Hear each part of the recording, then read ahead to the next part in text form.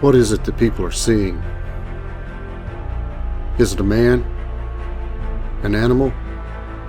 A myth? Or something else? Are they delusional? Are they lying? Some are pastors. Some are law enforcement. Some are military. If they are delusional liars, why do we trust them to lead us to God? To put people in jail? And to protect our way of life? Why are their words and actions good enough for that? But when it comes to experiencing something out of the ordinary, something fascinating, something possibly terrifying, they become a fool, a joke, an idiot. Not here.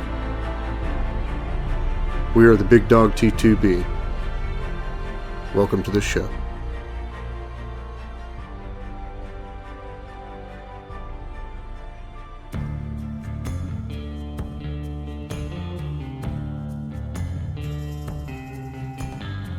Hello everyone, my name is Jack, and welcome to the Big Dog T2B.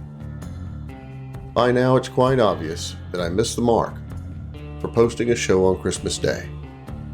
Part of the reason for the delay is we happen to have pictures from one of the stories that we've never posted before. During this episode, Nate and I talk about our trip to Bankhead, and I talk a little bit about what happened one night when something got way too close to my wife Wendy. We know that our listeners primarily just listen to this show. So when I add a picture, there will be a notification tone like this, just in case you want to pause and check out the photo. So without further ado, let's get on with the show.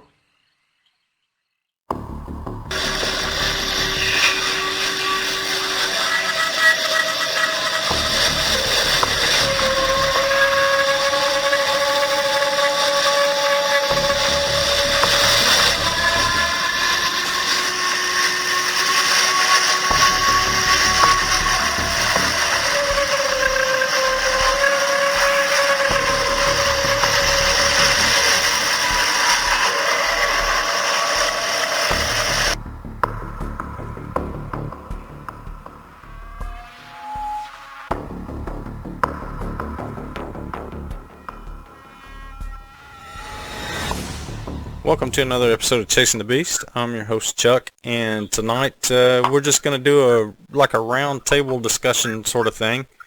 And I got two of my best friends in the country right now, Nate and Jack, on the line with me, and we're just going to do a little bit of fun talk, I think, and Bigfoot talk, something you guys enjoy. So without further ado, I want to welcome Jack and Nate to the show. How you guys doing? Oh, I'm outstanding, brother. Outstanding. Good deal. Jack, how you doing? I don't have the coronavirus, so I'm good. Well, that's good. Jack, how you doing? Not bad, brother. Yourself? Doing pretty good. Man, I don't know about you guys, but I am really tired of being cooped up in the house, and I'm ready to go back out in the woods and do some stuff, but looks like we're going to be waiting a little longer. How about you guys? Well, you ask Jack. It has changed what I do very little. Fact of the matter, I just came in the door a few minutes ago. I've worked every day that this has been going on, and was thinking, had we not done the show tonight, I would have probably went boogering tonight. I had it on my mind.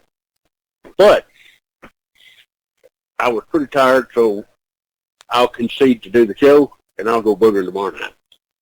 Man, I wish I was there with you, Nate. Hopefully soon I can get over there. I'm ready. That would be good. Well, Jack, what have you been up to? Same thing, pretty much? Yeah, I'm working from home. Lucky enough to have a job that I can work from home. I understand. You still getting activity around your place? Yeah, just snuggled up with my bottle of Gentleman Jack and a Coca-Cola. I figured I might go sit out on the front porch. I haven't had anything thrown at me in a while, but then again, I haven't gone out and sat on the front porch and talked to you in a while either. That's true. That is true. I remember those nights when I was on the line with you and you started getting activity, so maybe that might help. Well, you should have been on the line with him when the booger snuck up to the bush next to the porch watching Wendy. That was an eventful night. He told me about that. Jack, you wanna describe that encounter or event for the audience? Yeah, I just stepped in the living room. Wendy's in the living room. I might step out of the room if I'm going to talk about that. It upsets you. Okay. Give me just a second. You guys keep yammering for a minute. I'm gathering my stuff to go sit on the porch. Okay. Okay. The activity with the top threes around here has sort of dropped off significantly. You know, over to Old Barn that I've always talked about, there's a guy has put him in a little horse training facility over there and cleaned that place up, I'm telling you. So there's a lot more activity going on over there, and my grandsons has really improved on their dirt bike trails across the road in the woods.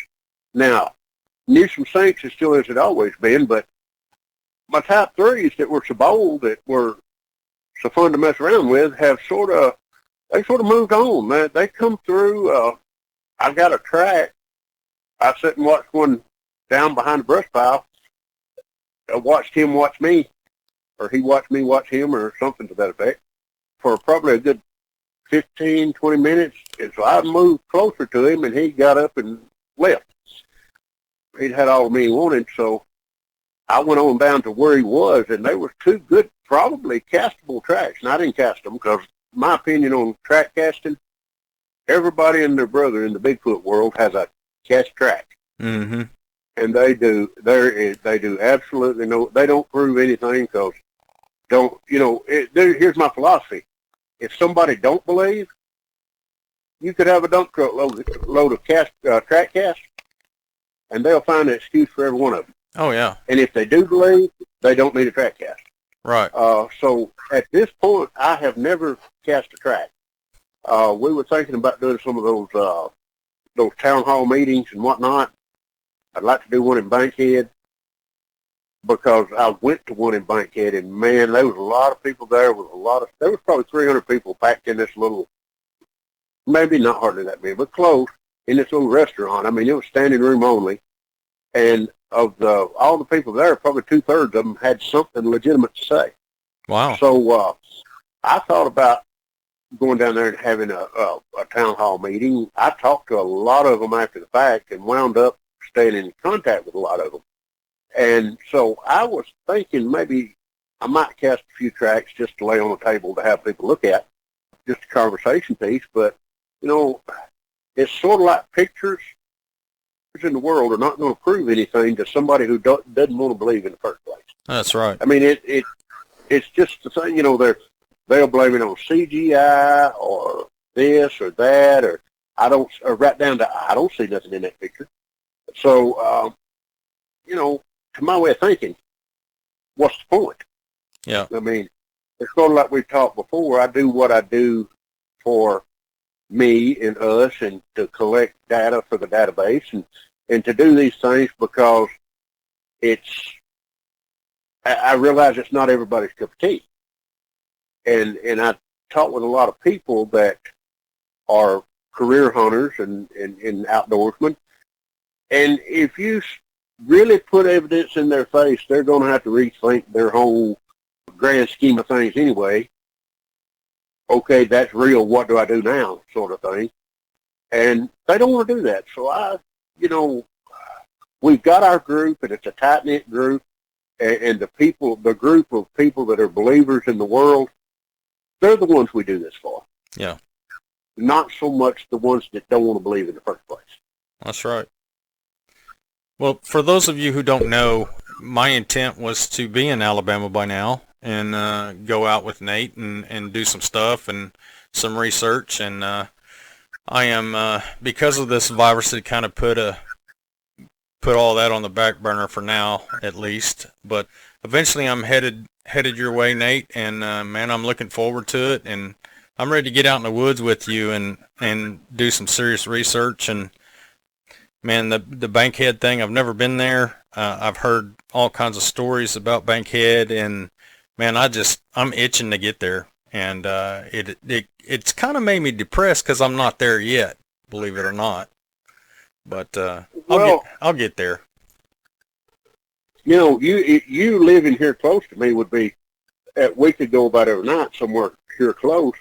But it has really put a damper, like Jimmy and them, when they come, you know, they haven't been coming over like they, and we hadn't been going out like we did, because right now we have a curfew. Right.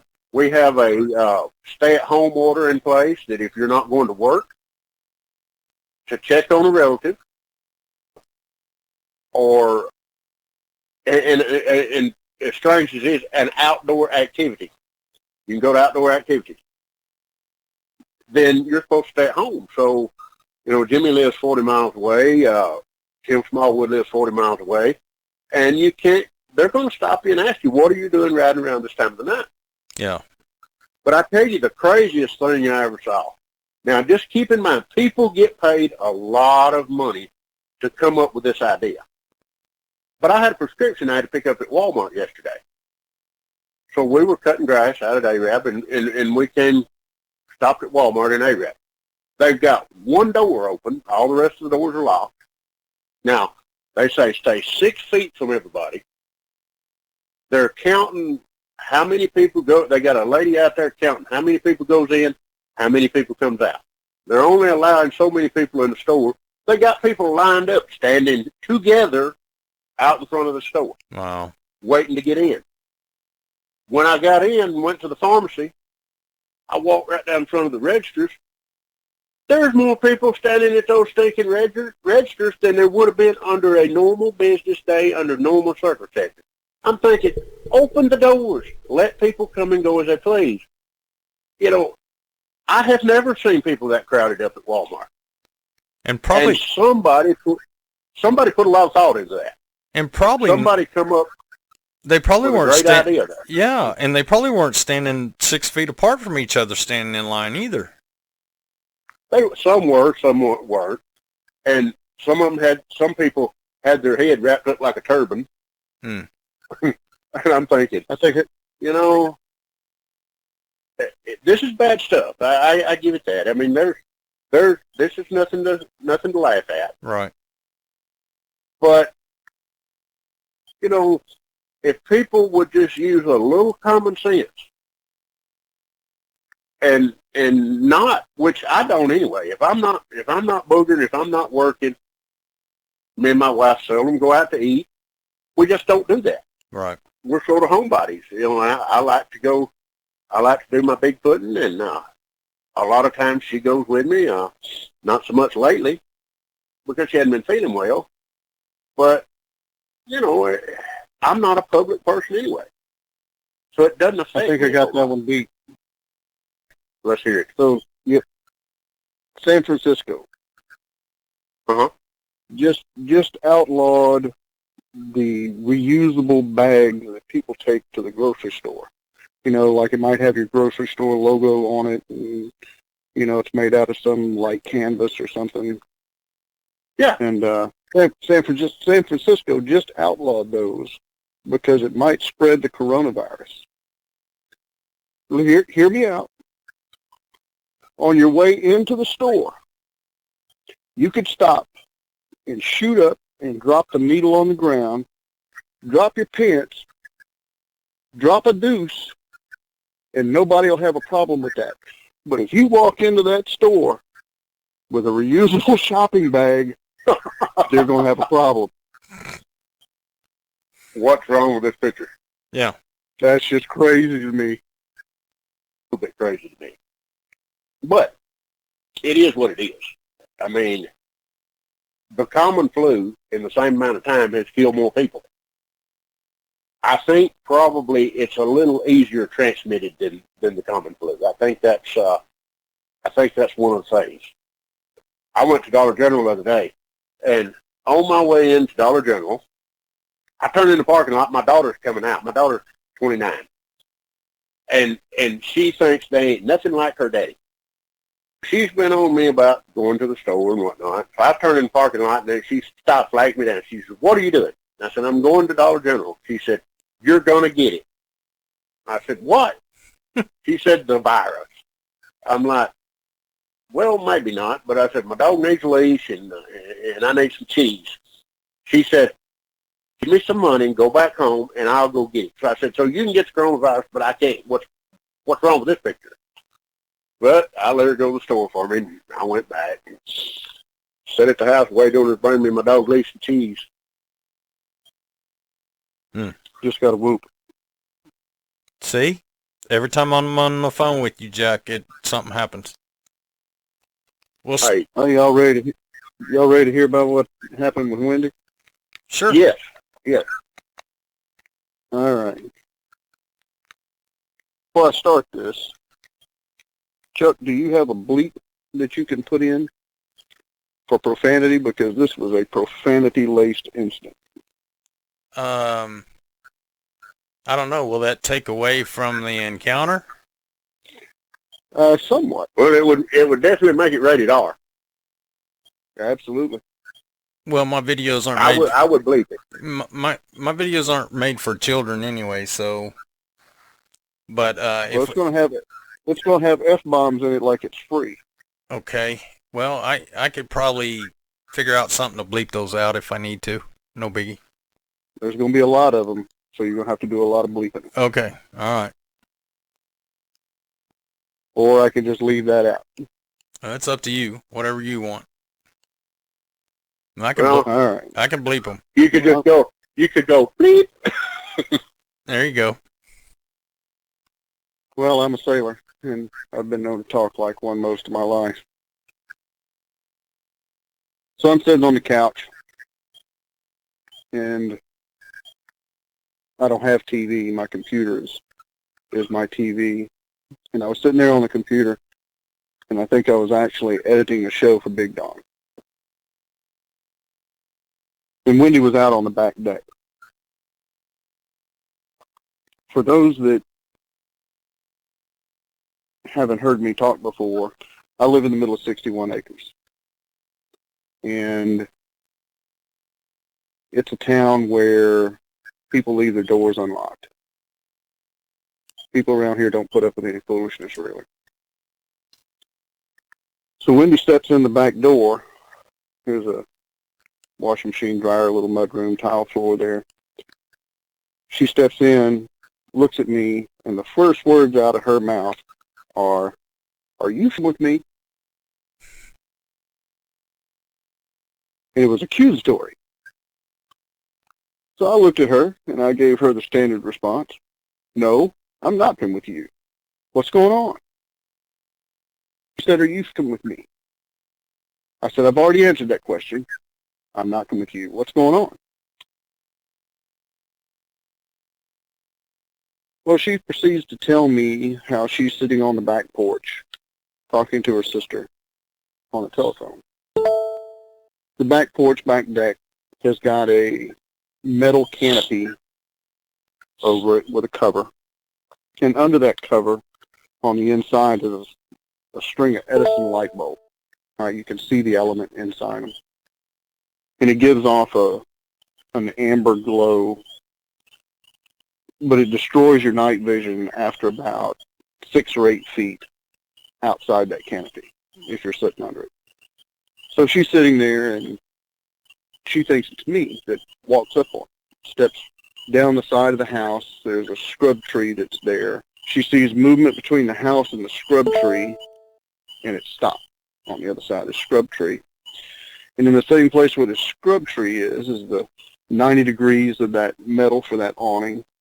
And she bought curtains that were gathered in the corners because she has red hair and she doesn't deal with the sun well. So she can take those loose and close them up depending upon which way the sun's coming from. So there's this scrub tree and this 90 degrees and this bunched up set of curtains over there in the corner. And she starts talking to her sister about how she knows it's me and that I'm not scared of her. Well, I know, it's not me. It didn't say anything.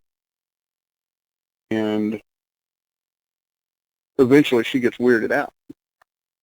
She never saw it step out on the other side. She never saw it go back, toward the house, down the side of the house in the driveway. So she comes inside, and she looks at me, and she tells me this. And I'm pretty good for an old guy. I can move quick. I can move quiet. And after telling me this, I said, so you're telling me that in between the time that you stepped off that back deck, that I made it down the side of the driveway, in the front door, came over here, sat down on the couch, and you look at this computer, you can tell I've been working since you've been gone, and that I made that in that time, and that I did this to you.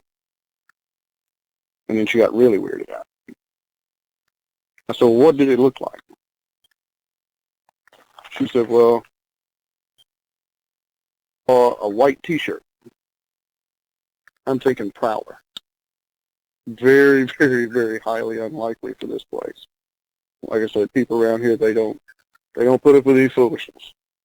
And this is Maryland, even the local county sheriff told me, because I asked him, I said, you have a problem with vagrants? This was years ago. No problem with vagrants or anybody cooking meth or dope in the woods around here. And he said, no, you might have problems with that around Frederick proper, but this is the north end of the county, and people shoot you. I said, awesome. I fit right in. So at this point, I've got a prowler. At least that's what I'm thinking. And I grab my pistol, and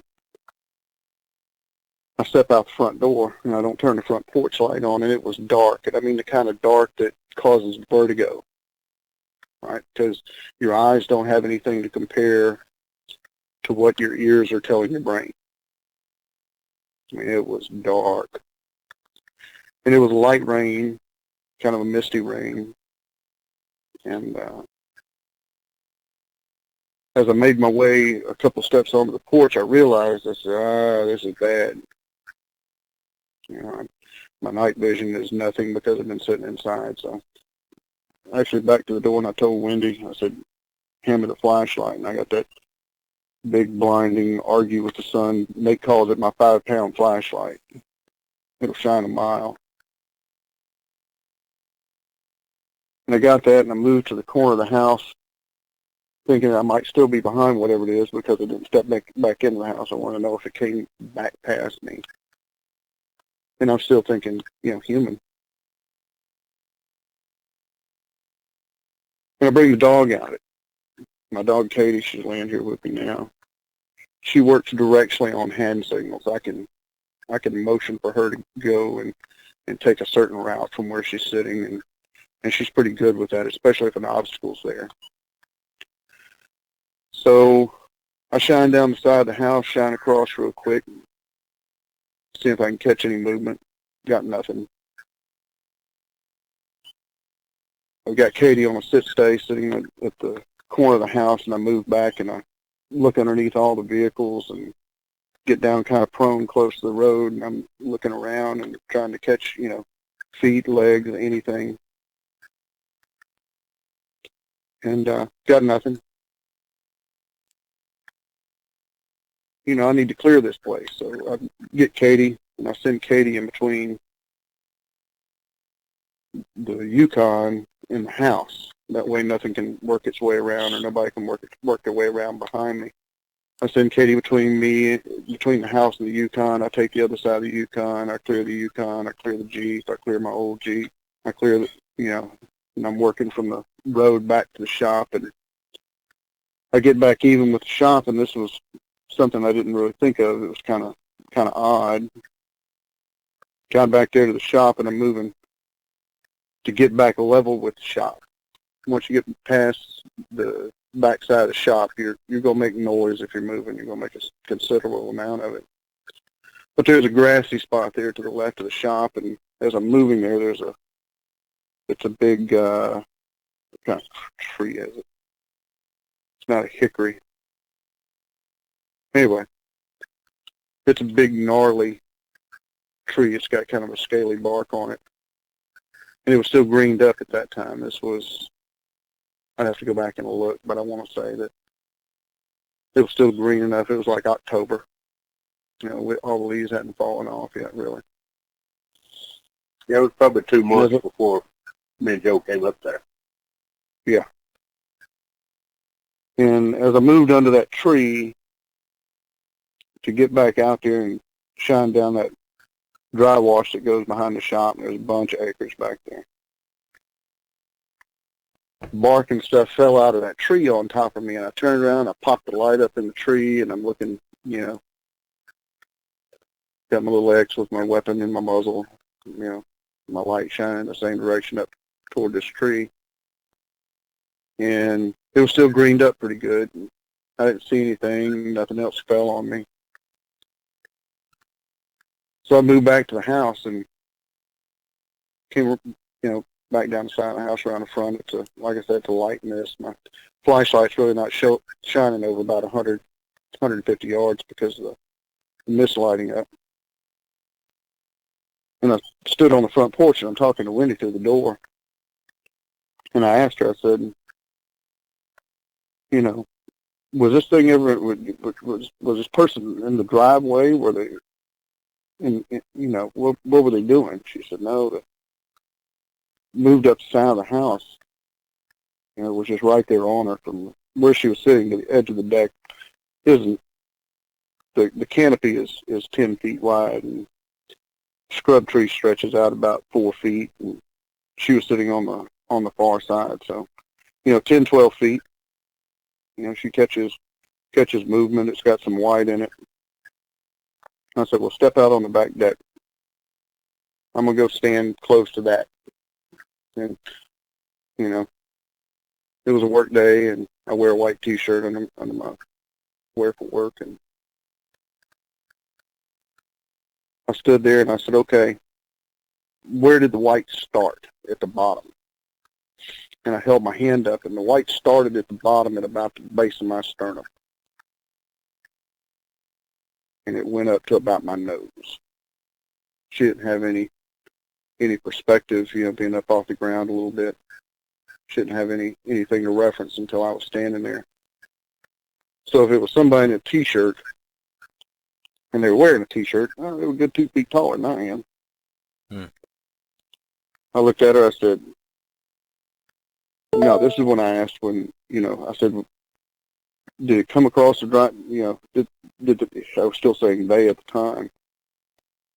I said, did they come across the driveway? Did they come around down the side of the house where they're running? What's going on? And she said, no, they were walking, and they came down the side of the house. First couple of steps were kind of hurried, but coming down the house, it was slow, and it would stop, and it was slow. There's a asphalt driveway here, and the house was built around 1900, and who knows when they put that asphalt in.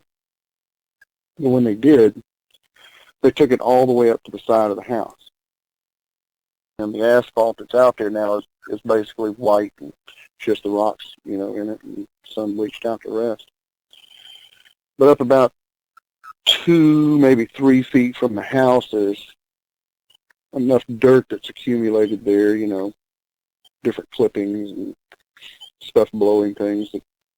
There's grass and there's lichen and, there's stuff like that. The soil's not very deep.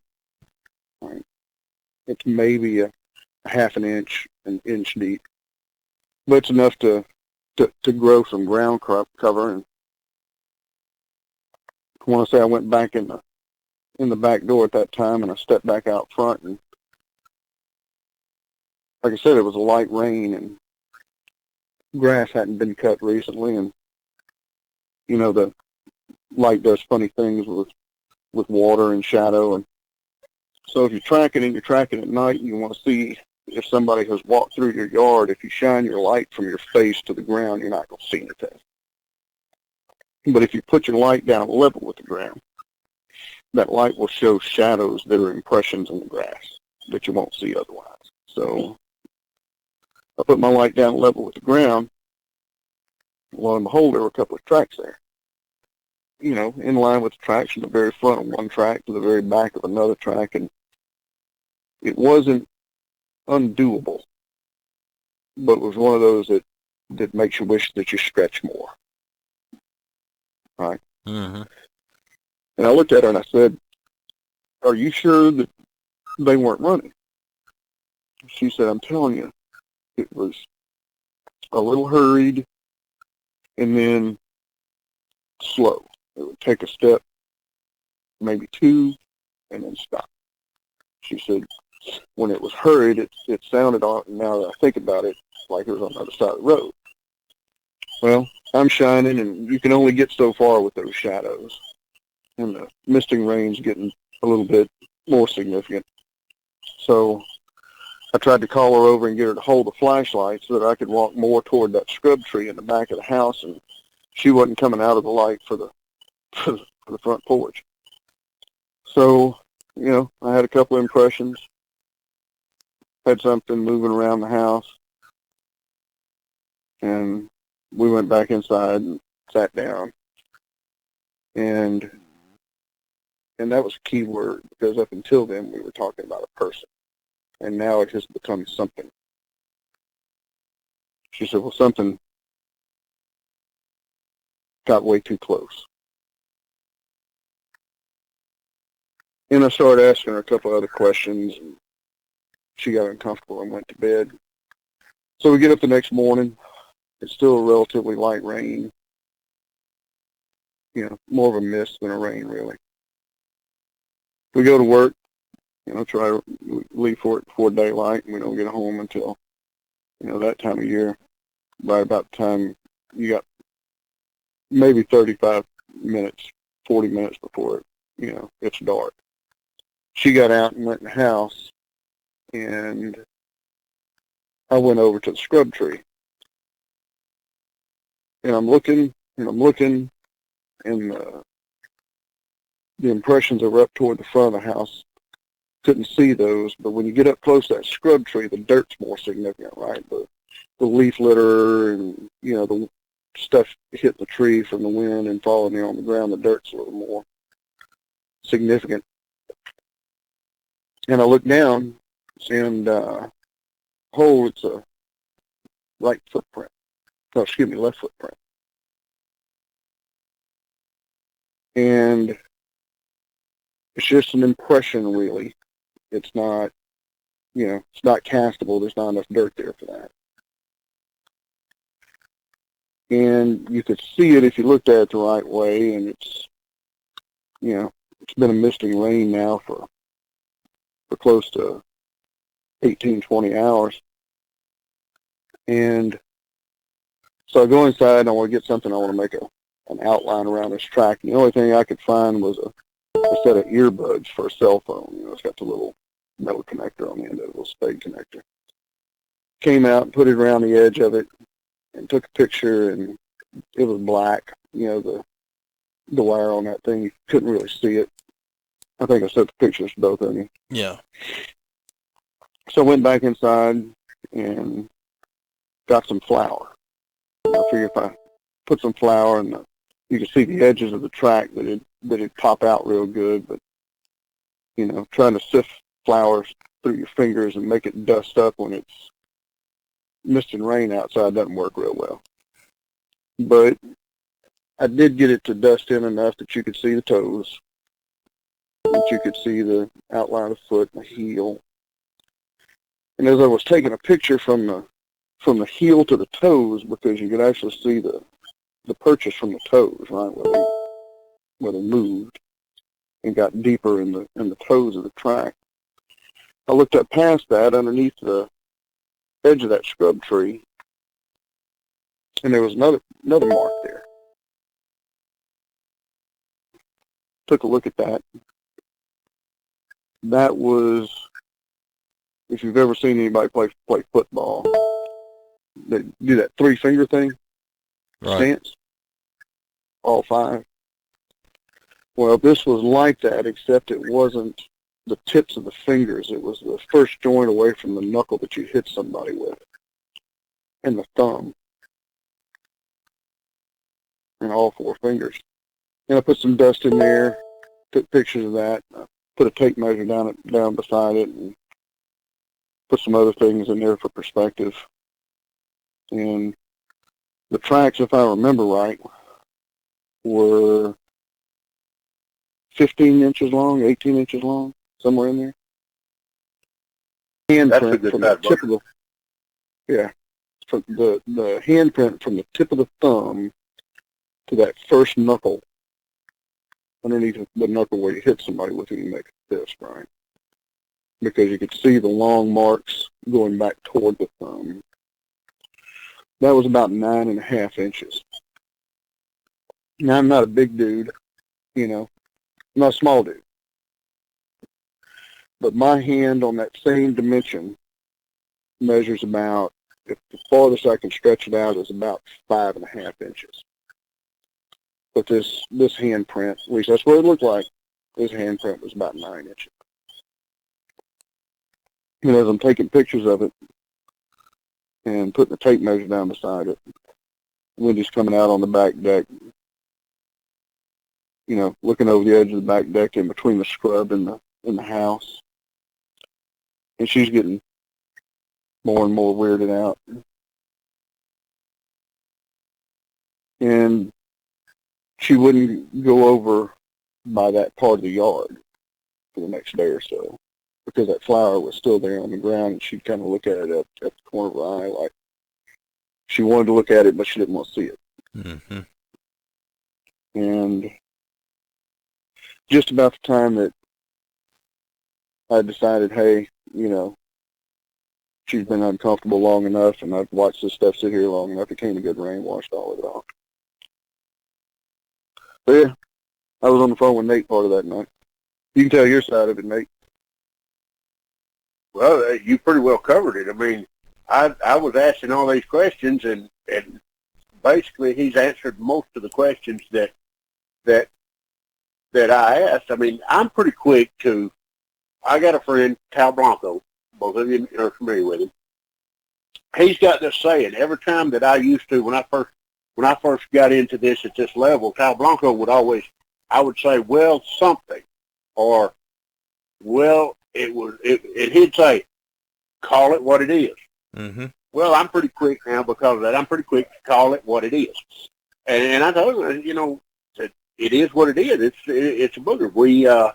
He's got the activity there. And I'm going to tell you, when me and Joe went up there, Joe Jack's son, when we went up there, some of the area that we passed through, it's boogery. And we went to Gettysburg the Sunday before we came home, and some of the places that we, I mean, it's crime. I mean, knowing what, or thinking what we feel like we know about these things, because I'm real reserved about saying what I know. It's mostly what I think. It's prime habitat for them. I mean, and they are, he's really more remote than I am here.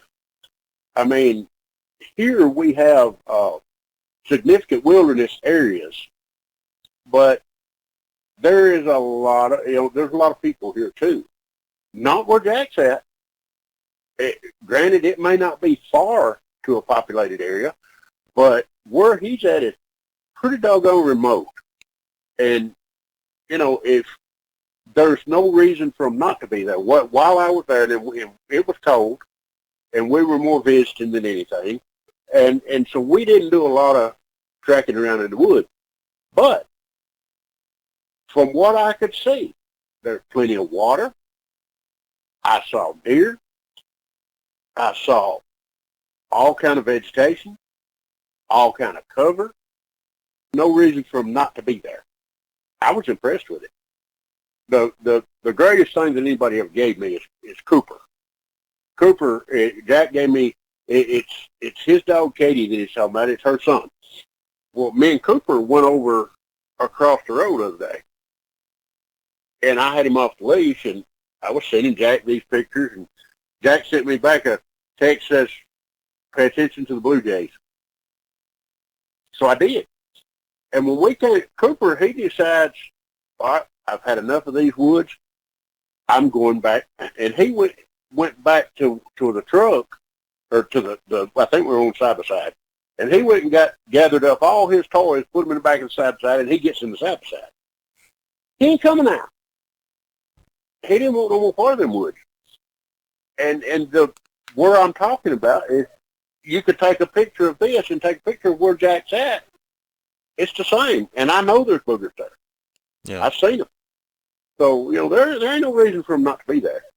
Jack's a little skeptical, and he's always said if they exist. And I get it, but I'm sort of his alter ego. He's showing me all these pictures and telling me all these things, and it's obvious what it is. He's got really good activity. Well, Nate, I think he has two alter egos, me and you, because I tell him the same thing.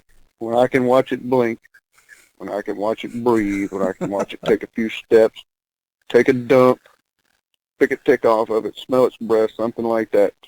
Yep, to me at that point, and I'm not saying you guys are lying to me, I'm not that guy. I wasn't there. I haven't seen the things that you've seen. Right. But until that time, it's coming. That's okay. Be careful what you wish for, Jack. That's all I'm saying. Because something just hit the chain out on that old derelict farm equipment that's out there in the woods. It's done that before, hasn't it? Yeah. There's some derelict farm equipment out there. It's got the old chains on it like you used to have on old pickup trucks to let the bed down. Mm-hmm. And one of the chains just jingled. That'd be a squirrel, but squirrels don't run around this time of night usually. Big squirrel. Yeah. Yeah, but that's 600-pound squirrel. Yeah. Well, not to... just about as... There's no wind. I mean, it's just about as still as it can get. Not to change the subject or anything, but, I've kind of been thinking about Bigfoot and what they go through on a daily basis or whatever, and I'm interested in getting you guys' opinion about, do you think they can catch this virus as well as us? Because I do have a feeling back when smallpox hit the United States that a lot of their numbers decreased, and I'm thinking that this virus could probably do the same thing. What's your thoughts on that? Well, I think possible, maybe, but highly unlikely. Right now at this point, it's people that's spreading it, and, they're not really fraternizing. I didn't see the first booger in that line at Walmart. Sure. But, it's not really a stretch to say that maybe they could. Maybe they would be affected by a lot of things. That's something that I'm not real familiar with about the known primates. How many human diseases can be transmitted to known primates? But they use them for research. Yeah. So who knows? I mean, they're the closest thing to us, and there are people who believe that the Bigfoot is somewhere between known primates and us. I mean, that's one school of thought that people consider. So who knows? I mean, it's very possible. I wouldn't rule it out. All right. What do you think, Jack? Well, I vape and I mute my phone in between saying something. Frogs just shut down. But as far as diseases go, communicable diseases, it's a stretch. If social distancing is 6 feet, how many people get within 6 feet of one of these things? Well, I suppose if someone, making. yeah, and how many do you see in line at Walmart? You could say that if they get in the trash and somebody's infected, and the longest it'll live on a porous surface, I think, is 12 hours. That's a pretty narrow window. To say even if they could get it, what's the likelihood of infection? But anything is speculative. Right.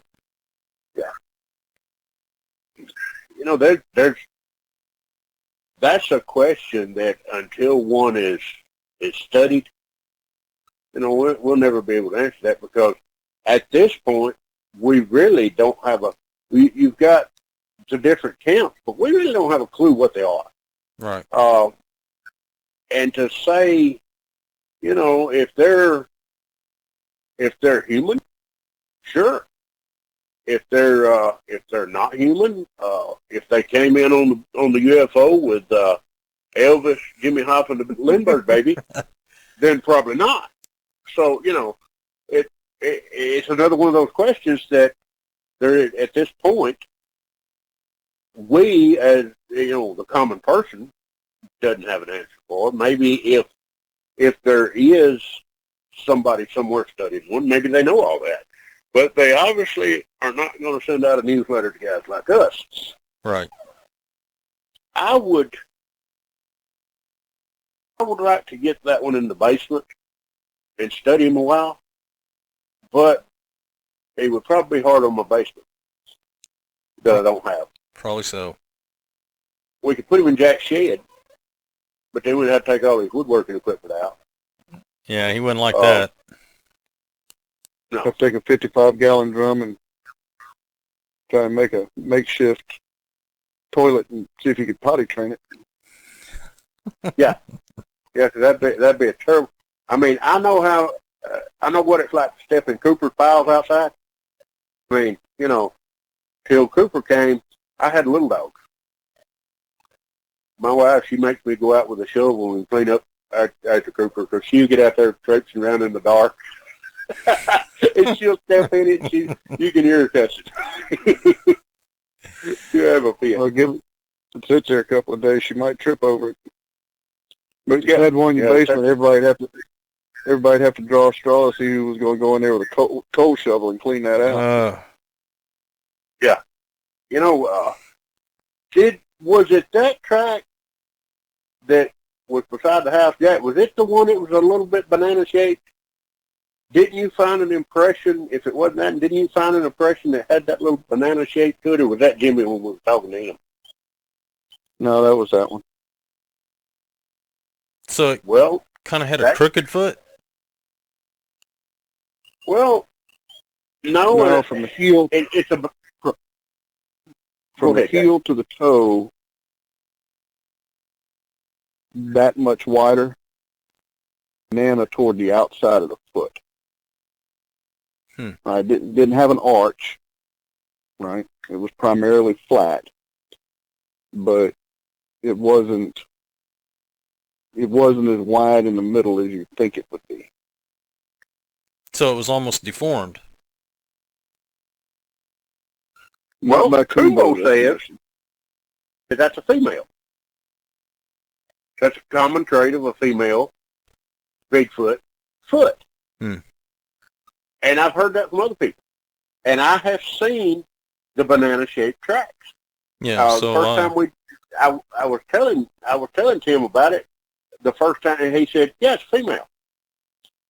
I'm like, "Female?" Or he said, "Yeah, it's a female." And he said, "I think probably a female that has had offspring." Now, I'm not really sure where his hypothesis came from, but I mean, he's one of the sharpest guys I know, and I've got no reason to question it. But I started paying attention, and I have seen quite a few of those, I call banana-shaped tracks. But they're just a curved foot, and both feet will be the same. So, if it was a deformity, you could probably see, or an injury, you would see it on one foot, but probably not both. And I've seen it on both. So, stands to reason, that's as good idea as any. Well, the first cast I ever casted was a pretty good sized foot. I can't remember. I think it was like 13.5 or 14 inches, but it was in the Sam Houston National Forest. And the pinky toe on the track was broke. It was like bent backwards. The toe was actually bent backwards toward the heel of the foot. And I thought, man, that must have been extremely painful at one time. But They would probably been pissed off for a while. yeah, that was the oddest looking track I've ever casted. But I've seen some of the banana shaped tracks that you're talking about, and I always wondered about that. I found. Go ahead. You can take that down a different road. Look at human genetics. Go and look up ostrich foot people from Appalachia, and you can see a genetic malady that's present in humans that affects foot shape. I would like, and I don't guess we're going to get to, because, you know, it's really past the time of the year that let's have our little expedition, so to speak, because from here on, the bugs, the ticks, the fleas, the snakes get pretty common around here. But I wanted to go back to Bankhead this year. So last year in Bankhead, and I'll be honest with you, I've never been to Bankhead when something didn't happen. Mm-hmm. You know, to what degree is the only question. But where we were at in Bankhead was remote. I mean, how far in did we hike, Jack? 3 miles? 4? 2? Probably somewhere on the edge of 3. So I thought, and We were go ahead. we were remote enough that we saw one piece of trash. It was an orange crush bottle that had the styrofoam lining around it. Yeah, the glass bottle. Oh, wow. A glass bottle that had the styrofoam lining around it. That's how long that bottle had been there. And that was the only piece of trash that we saw back there. And Nate and I covered going down Higgood Creek. We covered another 1.5 miles. Probably, yeah. And water moves trash. And Higgood Creek flows. We didn't see a single piece of trash in 1.5 miles. And we were in the area, it was about sort of like bottomland. So you could tell, like right now, Haygood Creek would have got out, and it would have been, you know, you could see where, like a creek takes, when it gets out of its banks, it'll take debris, and then when it recedes, the debris will still be left there. And there was a lot of that, and there wasn't trash anywhere in it. Wow. I mean, we were several miles from the nearest house to the trailhead where we went in. When we can get, I would like to get a couple of guys. We've been entertaining this thought for a while, but I would like to get at least one more of the guys that was there with us, probably Joe, and do a show basically on that trip, because we had a lot of interesting things happen while we were there.